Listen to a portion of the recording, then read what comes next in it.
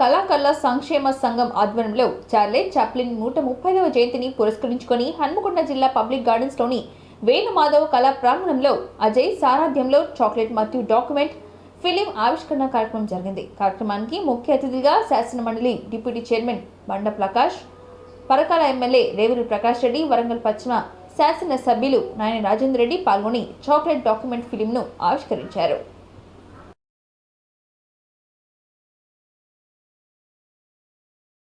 రావాల్సిందిగా కోరుతున్నాం. ఒక్కసారి మరి ముందున్నటువంటి చేసి వేదికపైకి రావాల్సిందిగా ఆహ్వానిస్తాం. దయచేసి ప్లీజ్ వారి స్థాయి అనేది మన సంస్థను మనమే బలోపేతం చేసుకోవాలి. సో వెంకట్ గారు, భాస్కర్ గారు, అట్లాగే స్టేట్ ఉపేందర్ గారు, చంద్రశేఖర్ గారు, వెంకటేశ్వర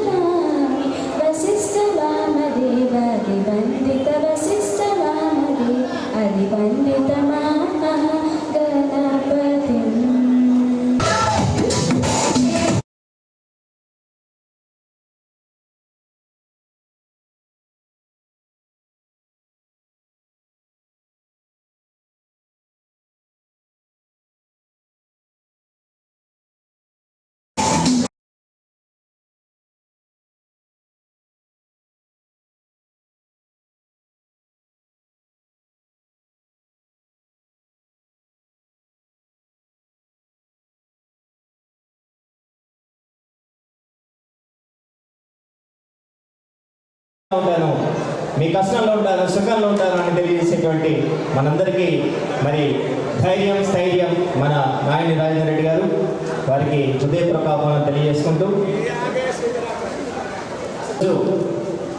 చార్లీ చాప్లిన్ 135 ఇంకా నిర్వహిస్తున్నారంటే నిజంగా కూడా ఈ యొక్క కమిటీ సభ్యులని అందరినీ కూడా అభినందిస్తున్నా. ఈ కార్యక్రమానికి రావటం కూడా నా అదృష్టంగా భావిస్తున్నాను. ఎప్పుడు కానీ సోషల్ మీడియాలో కానీ టీవీలలో కానీ ఎప్పుడైనా వచ్చింది. పరకాల శాసనసభ్యులు రేవూరి ప్రకాష్ రెడ్డి గారిని వేదిక మీకు సాధారణంగా ఆహ్వానిస్తున్నాం. క్షమించాలి సార్, ప్లీజ్. నమస్తే. కాబట్టి నిజంగా కూడా వీరిని అభినందించుకుంటూ ఇట్లాంటి వాటిని ప్రోత్సాహానికి మా వంతు బాధ్యతగా ఎప్పుడు ఏ అవసరం ఉన్నా మమ్మల్ని సంప్రదించమని కూడా కోరుకుంటూ ఈ కమిటీ సభ్యులను అభినందిస్తూ సెలవు తీసుకుంటాం.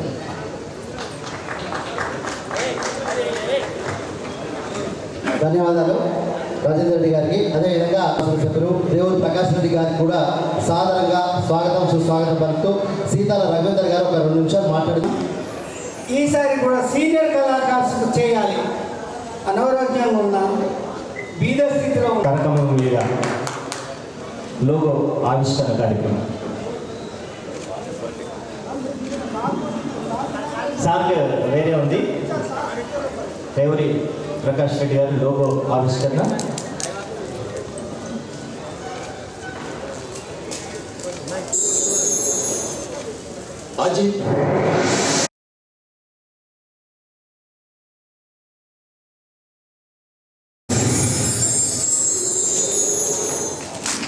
అజయ్ కుచర్ గారి ప్రస్థానం 30 సంవత్సరాల క్రితం ఒక ఫోటోగ్రాఫర్గా తన ప్రస్థానాన్ని ప్రారంభించి తర్వాత ఎన్నో సినిమాలు, షార్ట్ ఫిలిమ్స్, వెబ్ సిరీస్లలో నటుడిగా, దర్శకుడిగా, నిర్మాతగా వ్యవహరించి ఈ ప్రయాణంలో ఎన్నో విజయాపజయాలు, ఎన్నో ఒడిదుడుకులను చవిచూసి గెలుపుకి పొంగిపోకుండా, ఓడిపోకుండా నిలబడి నేడు సదుద్దేశం నాయని రాజేందర్ రెడ్డి గారు మన పేట మన శాసనసభ్యులు వారు ఏదో ఫిల్మ్ చేయాలని డాక్యుమెంటరీ ఫిల్మ్ గారి ప్రస్థానం 30 సంవత్సరాల క్రితం ఒక ఫోటోగ్రాఫర్గా తన ప్రస్థానాన్ని ప్రారంభించి తర్వాత ఎన్నో సినిమాలు, షార్ట్ ఫిలిమ్స్, వెబ్ సిరీస్లలో నటుడిగా, దర్శకుడిగా, నిర్మాతగా వ్యవహరించి ఈ ప్రయాణంలో ఎన్నో విజయాపజయాలు, ఎన్నో ఒడిదుడుకులను చవిచూసి గెలుపుకి పొంగిపోకుండా గంగు ఉపేంద్ర శర్మ గారు, రేవూరి ప్రకాష్ రెడ్డి గారికి, సీతాల రఘువీందర్ గారికి, నాయని రాజేందర్ రెడ్డి గారికి ఏదో ఒక మేలు జరుగుతున్నటువంటి చక్కటి సత్కారం గట్టిగా చెప్పడం ద్వారా వారికి అభినందనలు తెలియజేస్తున్నాం. అజయ్ హృదయపూర్వక వారి ధన్యవాదాలు. హృదయపూర్వక అభినందనలు తెలియజేస్తున్న భవిష్యత్తులో ఆయన సీనియర్ కళాకారుల ట్రస్ట్ పక్షాన మనస్ఫూర్తి సీతాల రఘువీందర్ గారు అధ్యక్షులుగా, సెక్రటరీగా అలిటి సాంస్కృతిక గారు గౌరవ సలహాదారులు, మరి అదే చాక్లెట్ అజయ్ ఇంతింటే ఒకటి ఇంతింతే అన్న చందాన మన గుజ్జర్ అజయ్ గారు. మరి ఇప్పుడు ఫిల్మ్ ఓపెనింగ్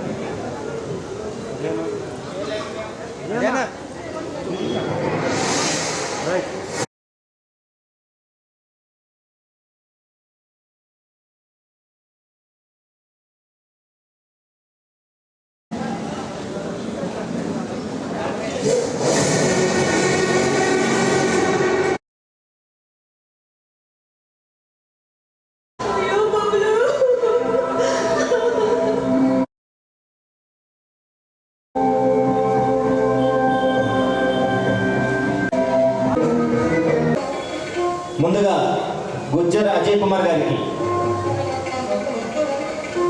గుజ్జర్ అజయ్ కుమార్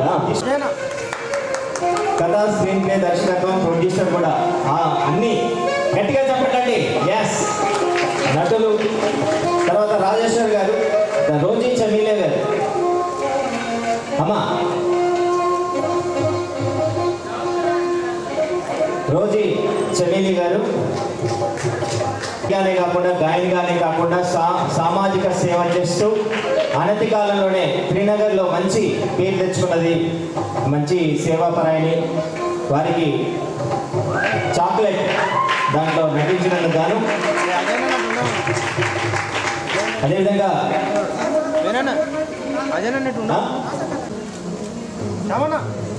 గుజ్జర్ అజయ్ గారికి,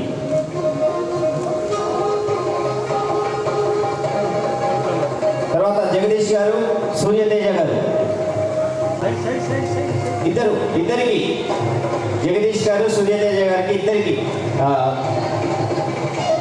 కలిసి ఒకటి. ప్రసాద్ రెడ్డి గారు చక్కటి వాయిస్, వారి సొంతం ఎన్నో వాయిస్ ఓవర్లు ఇస్తూ చక్కటి పేరు సంపాదించుకున్నారు. వారి గొంతు మంచి నటులు వారు. తర్వాత సాయి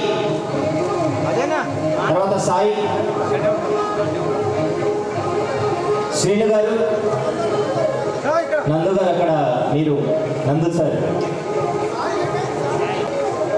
అక్కడ ఉండండి, శ్యామ్ గారి పక్కన ఉండండి. రచయిత సుమన్ గారు, త్వరగా తీసుకోవాలి.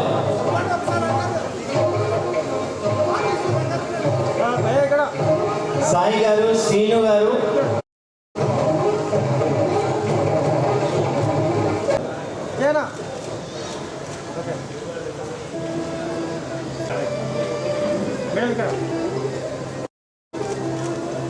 తర్వాత నాగేంద్రచారి గారు,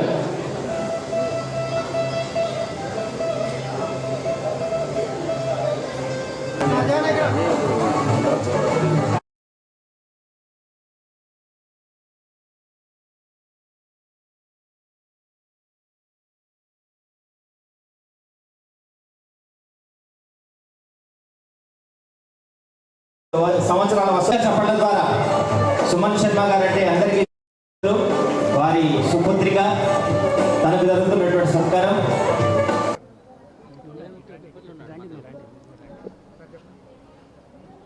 ఒకప్పుడు బొంబాయి లాంటి మహానగరాలు, గోవా లాంటి బీచ్ల దగ్గర